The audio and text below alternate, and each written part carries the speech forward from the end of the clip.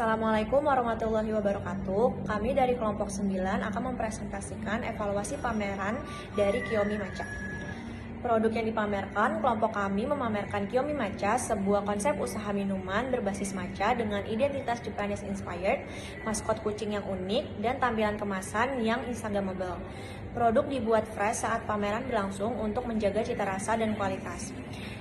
Kiyomi Matcha 100% pure matcha berkualitas dengan tekstur creamy, harga terjangkau untuk pelajar dan mahasiswa, branding khas Jepang dengan maskot kucing. Kiyomi Matcha memiliki dua varian rasa, yang pertama Midori, rasa original dengan harga 18.000, yang kedua Sakura Ichigo dengan harga 22.000. Selanjutnya, hasil penjualan selama pameran, kami menjual 25 cup matcha dengan 24 Midori, 1 Sakura Ichigo. Omsetnya 454.000 dan stok yang terjual 100%.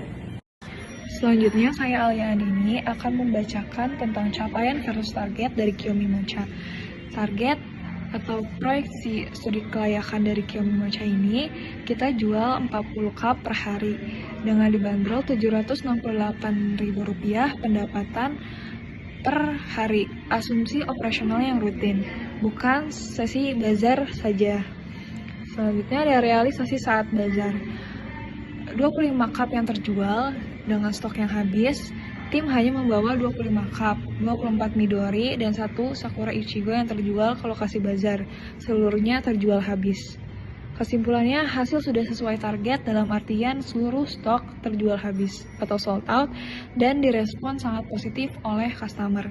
Namun, karena stok yang dibawa hanya terbatas, permintaan pasar sebenarnya lebih besar dari kapasitas produksi yang disiapkan untuk sesi bazar di kampus. Lalu ada feedback yang kedua, itu aspek yang dipertahankan. Yang pertama itu ada rasa matcha yang autentik dan teksturnya itu yang creamy. Yang kedua, harganya terjangkau bagi pelajar dan mahasiswa. Lalu branding kucing yang unik dan mudah diingat, dan kemasan yang menarik. Nah, yang perlu diperbaiki itu jumlah stoknya harus ditambah agar tidak cepat kehabisan. Lalu perlu sistem antrian atau pre-order saat permintaan tinggi. Yang terakhir, estimasi permintaan pasar perlu dikaji lebih akurat.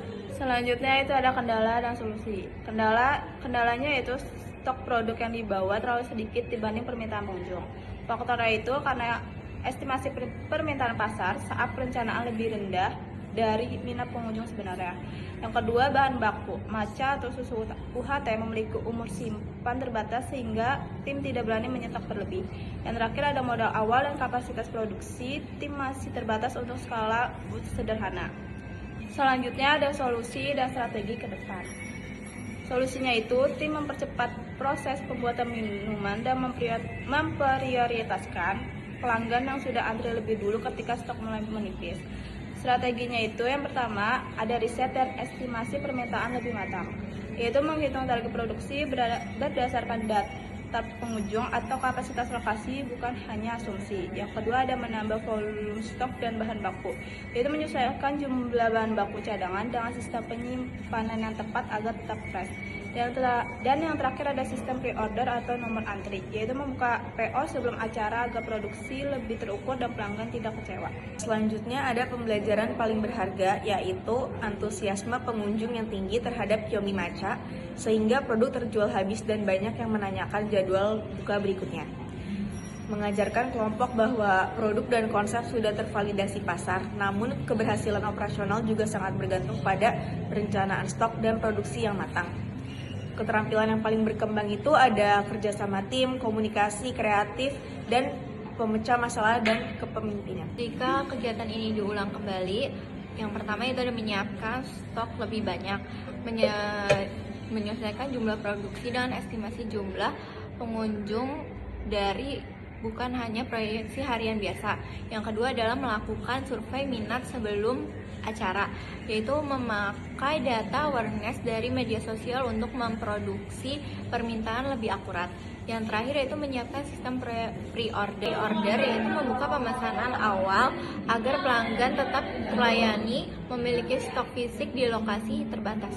Selanjutnya adalah kontribusi anggota kelompok. Saya Zawalisha sebagai pelayanan customer ribut. Saya Alia Andini sebagai logistik dan persiapan bahan baku. Saya Miftah Hujana sebagai promosi di media sosial. Saya Alicia Kalia Putri sebagai Customer Relation. Saya Nasya Fazila sebagai kasir dan keuangan. Saya Salmanka sebagai dokumentasi foto dan video.